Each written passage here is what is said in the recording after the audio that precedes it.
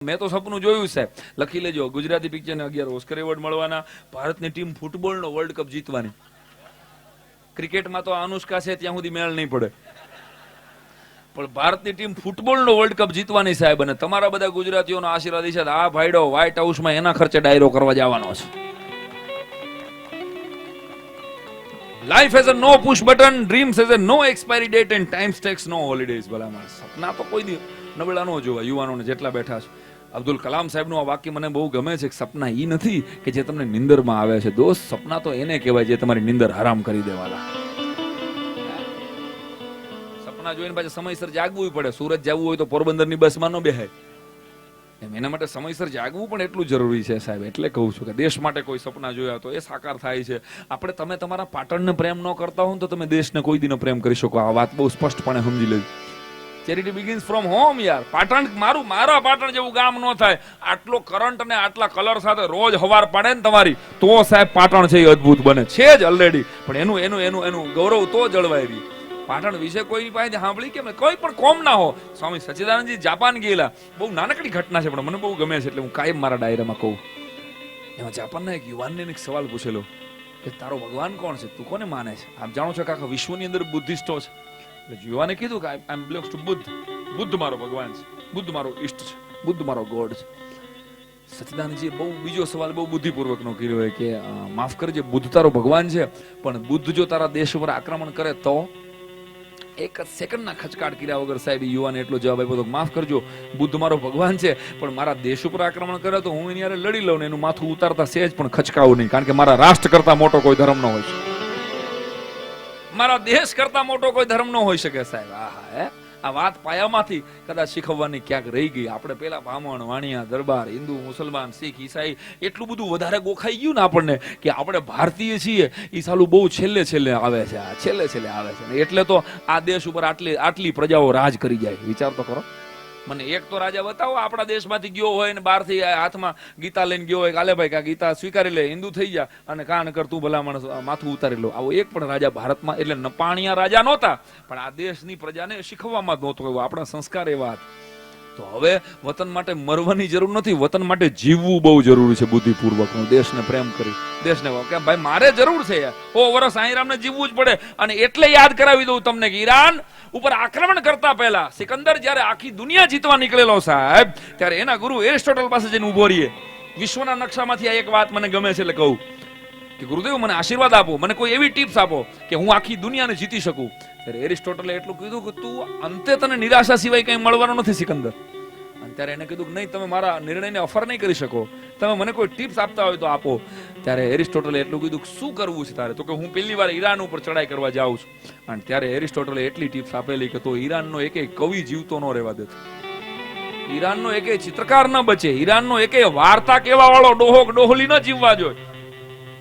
એટલે સિકંદરને પ્રશ્ન થયો કે ગુરુદેવ, they are not my enemies, કદાચ હું એને છોડી પણ દઉં. કવિઓ અને કલાકારો અને વૃદ્ધો, મારે તો એના રાજાને મારવાનો છે, મારે તો એની સેનાને હરાવવાની છે, આ બધા મારા દુશ્મનો નથી. અને ત્યારે એરિસ્ટોટલે એક જ વાક્યમાં કીધેલું કે ઈ જ તારી ભૂલ છે. જ્યાં સુધી એકાદ કવિ, એકાદ કલાકાર, એકાદ ધર્મગુરુ, એકાદ વૃદ્ધ જીવતો હશે ને એની વાર્તા કેવા વાળો, ત્યાં સુધી આખી પ્રજાને પાછી બેઠી કરી શકશે ભલા માણસ. અને એરિસ્ટોટલના કેવા પ્રમાણે સિકંદરે આક્રમણ કર્યું અને 2300 વર્ષથી ઈરાન હજી સુધી ઊભું નથી થયું દોસ્તો.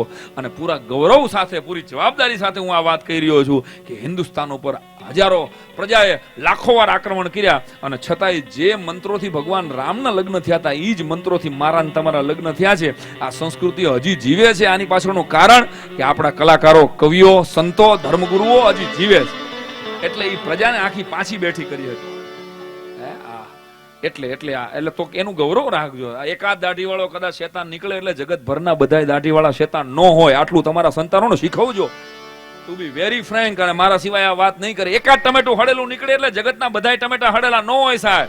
એકાદ કેરી હળેલી નીકળે એટલે એને ઉલાળીને ફેંકી દેવાની હોય, પણ આખો કેરીનો ફાલ ને ગાળ ન દેવાય સાહેબ. એક શિક્ષક તરીકે, કલાકાર તરીકે હું આ મારી પ્રાર્થના છે અને મારી વેદના છે એટલે કહું. બાકી લોકો અમને ભટકાવી. એક જગ્યાએ અમે શિવાજીની વાત શરૂ કરીને એક ભાઈ આવ્યા ઇન્ટરવ્યુમાં, મને કે તમે લોકો જ્યારે હોય ત્યારે શિવાજીની જ વાત કરીને બેઠા હો. તારા બાપુજીએ કઈ કર્યું હોય તો ઈ કે 8 બેંકોના લોનના હપ્તા હાલે તારા બાપા ઉપર. રોજ તારા બાપા લેણિયાતને લીધે શેરીઓ બદલાવે છે. અને તને શિવાજીની વાત સાંભળવામાં અમુક લોકોને આનંદ, મેં કીધું ને જ્યાં પોઝિટિવ ન વિચારે સાહેબ, આહા એને કોળ જ ન આવે, કોળ જ ન આવે, આહા નેગેટિવ. એ કોકના લગ્નમાં જતો હોય ને તો એ વિચારતો હોય સામે વાળા કન્યા તો આપશે ને, એટલા બધા નેગેટિવ. અમારા ઘરની બાજુ મેં કાકા રહીએ 7 વર્ષે એને ઘરે દીકરો આવ્યો, તે કાકા ટેન્શનમાં. મેં કાકા 7 વર્ષે માતાજી દીકરો આપ્યો, આમ રાજી થાવ, હું ઉદાસ બેઠા છે. કાકા મને કે હું રાજી થાય 7 વર્ષે દીકરો આપ્યો ને આવડો કે આપ્યો, મને કે આવડો.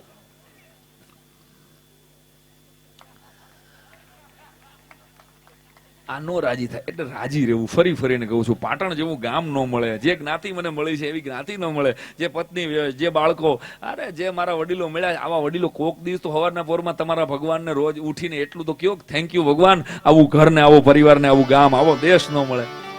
પ્રાર્થના તો કરો કોક દી તો. બાકી તમે મંદિરમાં જઈને 10 ની નોટ મૂકો છો ને ઠાકોરજીને 5 કામ હોપો છો. સમજો 2 રૂપિયાનું એક કામ પડે. ખોટનો ધંધો કરે ભગવાન તમારી હારે. અરે રાજી રહ્યો મારા વાલા. Positive energy. અને હું તો કહું છું એટલે નેગેટિવ ન વિચારું, પોઝિટિવ વિચારું સતત ને માટે. બહુ સારું, બહુ સારું, બહુ સારું થઈ રહ્યું છે.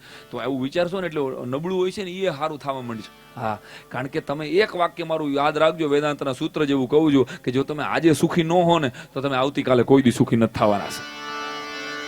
આજનો જલસો કરો ને યાર. કેવો જલસો છે કે માનો પરિવાર મળ્યો છે. કેસી પટેલ સાહેબને ભાજપે મહામંત્રી બનાવ્યા છે અને આટલા મહેમાનો અહીં ઉપસ્થિત છે તો આનંદ કેવો હોય તો મેઘાણીના શબ્દોમાં વર્ણવવા જેવો હોય કે મોર બની થન ગાટ કરે મન, મોર બની થન ગાટ કરે, મોર બની થન ગાટ કરે મન, મોર બની થન ગાટ કરે, મોર જને જહોર મારું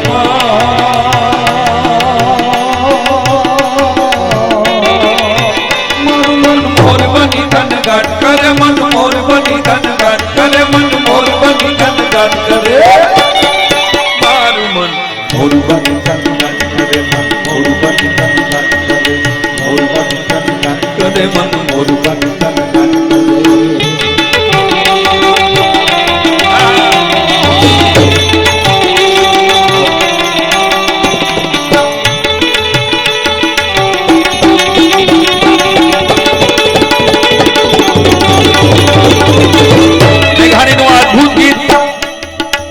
ટાગોરની એક બંગાળી કવિતા હૃદય અમાર નાચી રે. એલ્યુમિનિયમની કંપનીમાં મેઘાણી ત્યારે કામ કરતા હતા અને બંગાળી બહુ સરસ મેઘાણીને આવડી ગયું હતું. સત્ય ઘટનાની વાત.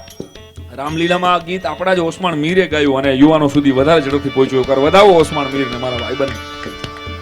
પણ આ ગીતનો ઇતિહાસ એવો છે સાહેબ કે ટાગોરનું હૃદય અમાર નાચી રે નામનું ગીત મેઘાણી વાંચી જાય એલ્યુમિનિયમની કંપનીમાં કામ કરતા કરતા. મેઘાણીને એમ થાય કે આવું ગીત તો હું મારી ભાષામાં પણ લખી શકું. It is not a word to word translation સાહેબ, it is a transfusion.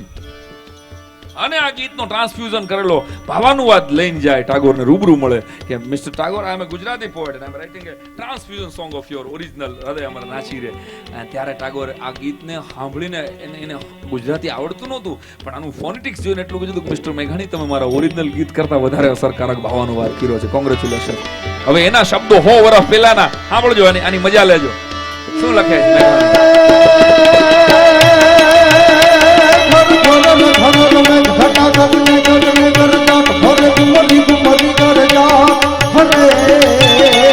ગુમરી ગુમરી ગર જાટ ભરે, ગુમરી ગુમરી ગર જાટ ભરે, નવદાન ભરી સારી સીમ ઝૂલે નદીયું નવ જો બનવાન ભૂલે, નવ દિન કપોત ની માંગ ભૂલે, નવ દિન કપોત ની વાત ભૂલે, નવ દિન કપોત ની વાત ભૂલે. મધુરા મધુરા મલકાઈને બેઠો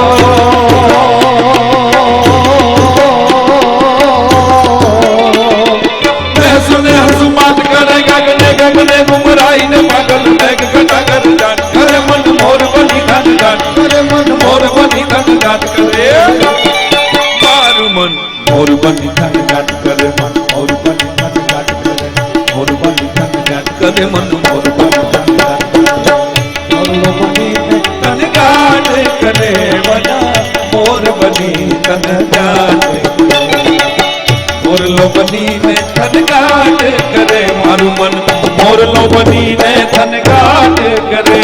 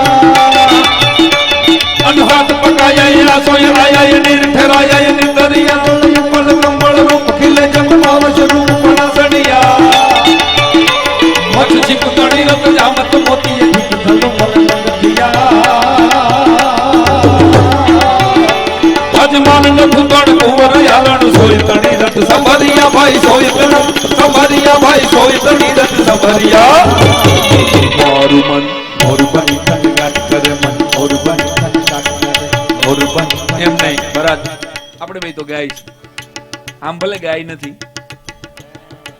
પણ આપણે ગાય છે અને આ લોકો બેઠા રહી આમને હજડવા બેઠા રહી એમનો હાલે આપણે આ પાટણ વાળા તો સુરીલા બહુ ભાત પડી દે એવા આહા આપણે 2 મિનિટ માટે આ લોકોનો સૂર ચેક કરવો જોઈએ સાંભળ બરાબર આ બાજુ જેટલા બેઠા ને એ બધા આ તારા પક્ષમાં હે અને આ બાજુ કારણ કે પેમેન્ટ આ બાજુથી આવ્યું લીધું છે એટલે આ બધા છેલ્લે આ વિડીયો વાળા ભાઈ જે ઊભા છે અહીંયાથી આ બાજુ બધા છેલ્લે સુધી મારા પક્ષમાં ખાલી ગાવાનું છે એટલું મારા વાળાએ મારી હારે જ ખાલી મોરબન નિથન આટલું મારી હારે તમારે લોકોએ ભરત હારે ગાવાનું નથી ભરત તો તારા વાળાને કહી દે સાહેબ આપણે સાંજ પેલા ભરત નો વારો હાલો તો સમજી ગયા ને બધા ખાલી મોરબની થનગાટ કરે તાલ આપીને બધાય હો મોરબની થનગાટ કરે મન મોરબની થનગાટ કરે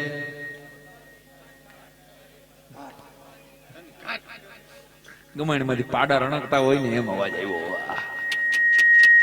એટલે આમ નો હોય માઈકે ના પડે આમ નો હોય એમ જોર મારો બાપુ લ્યો હાલો ગળા ખોખરા કરી લ્યો મારી આબરૂના સ્ટોન ન થવા દેતા એવો સૂર લગાવો પાટણમાં જેટલા હુતા હોય ને એટલા જાગે માનો પરિવાર ભેગો છે મોરબની થન ગાંઠ કરે મન મોરબની થન ગાંઠ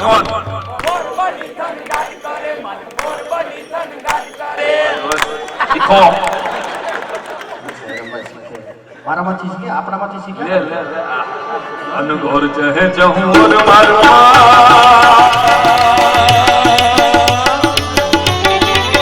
મારું મન મોર બની ધન ગાટ કરે મન મોર બની ધન ગાટ કરે મન મોર બની ધન ગાટ કરે લીલી લે પડી રે લીલો બેઠા બેઠા દાંડિયા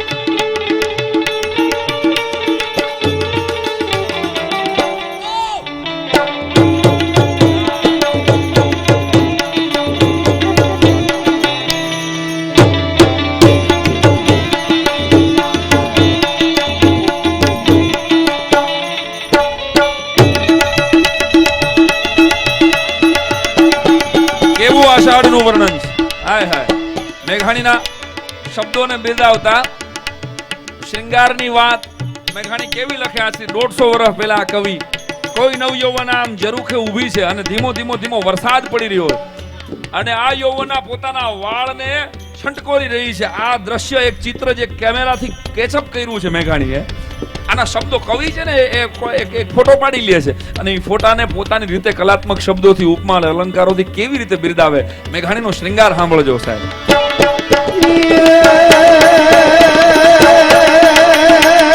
કોણ કરી લડ મોગળી ઉખડી આપ મોહલ યટારી બોલે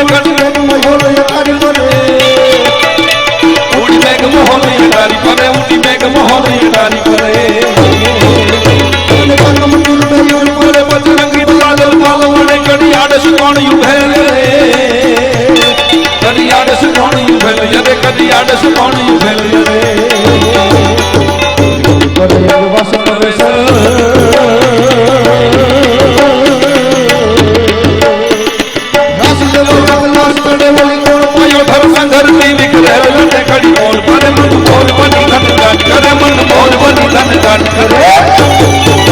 હવે બધા હારે મોરબની થન ગાંઠ કરે મન મોરબની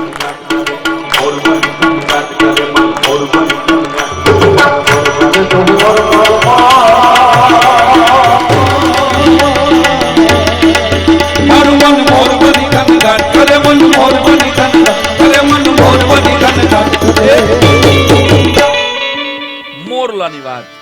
આપણા લોક સાહિત્ય પક્ષીઓને કેવો પ્રેમ કર્યો, ક્યારે એવું ન માનતા સાહેબ. મેં સિંહની કવિતા પેલા કીધી, મોરલાને કેટલા ગીતોમાં પક્ષીઓ જુદા જુદા આવે છે. અને એક ખાલી મોરલાની યાદ કરાવું ને તમને, તો નાનપણમાં યાદ કરો, આપણા બધાના બાળ ગીતોમાં મોરલો હતો. હે કે પેલા ના ચંતા મોરલાને કહી દો, જો કોઈને યાદ હોય તો, પેલા ના ચંતા મોરલાને કહી દો, અમે નાચવાને તારે સંગ આવશું, અમે નાચવાને તારે સંગ. આહા, એ બાળપણની કેવી મજા હતી. બાળપણની બે વાત પેલા વચમાં કહી દઉં તમને. આહા,